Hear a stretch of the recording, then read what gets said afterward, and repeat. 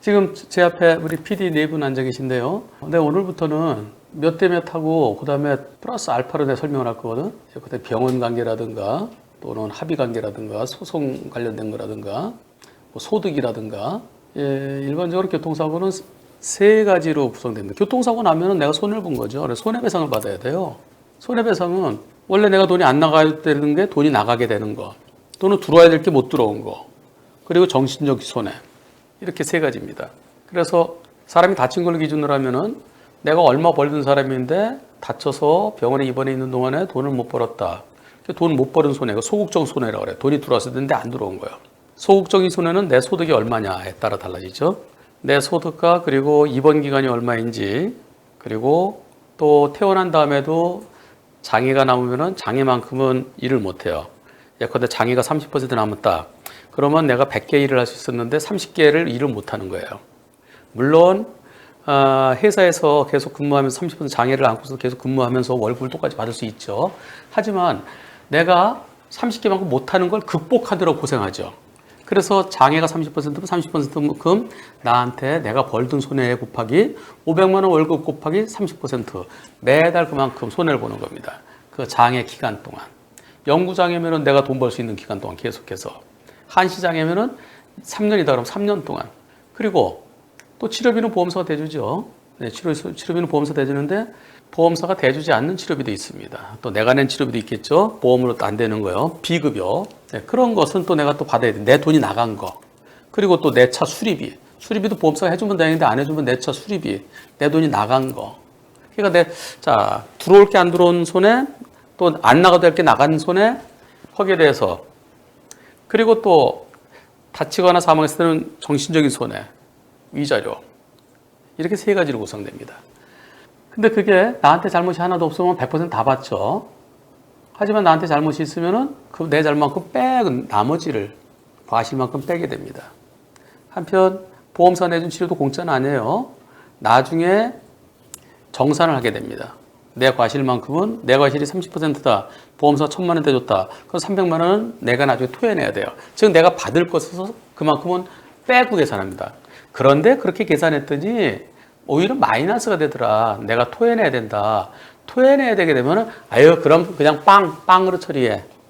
그래서 자동차에게 차에게 잘못이 조금이라도 있으면 내 과실이 크다 하더라도 피해자 과실이 크다 하더라도 치료비는 다 해준다라는 게 나중에 정산했을 때 토해내지 않고 빵 처리한다는 겁니다. 빵. 다만 내 잘못이 100% 하나도 못 받아요. 그래서 과실은 제일 마지막에 적용됩니다. 제일 중요한 것은 내가 몇 살이냐, 그리고 내가 얼마 벌고 있었냐, 소득, 그리고 얼마 동안 입원했고 장애가 얼마냐, 장애, 입원 기간과 장애, 그 다음에 과실. 이렇게 세 가지에서 그 교통사고의 민사관계가 정리됩니다. 교통사고는 민사, 형사가 있죠. 형사는 가해자가 처벌되느냐, 아니면 보험 처리 끝내느냐, 뭐 이제 이런 문제고요. 그리고 또 행정 문제가 있죠. 면허 관련돼서 벌점 또는 면허 정지, 면허 취소 이런 게 있죠. 그래서 교통사고는 첫째 형사, 민사, 행정인데요. 근데 제일 중요한 게 민사죠, 민사.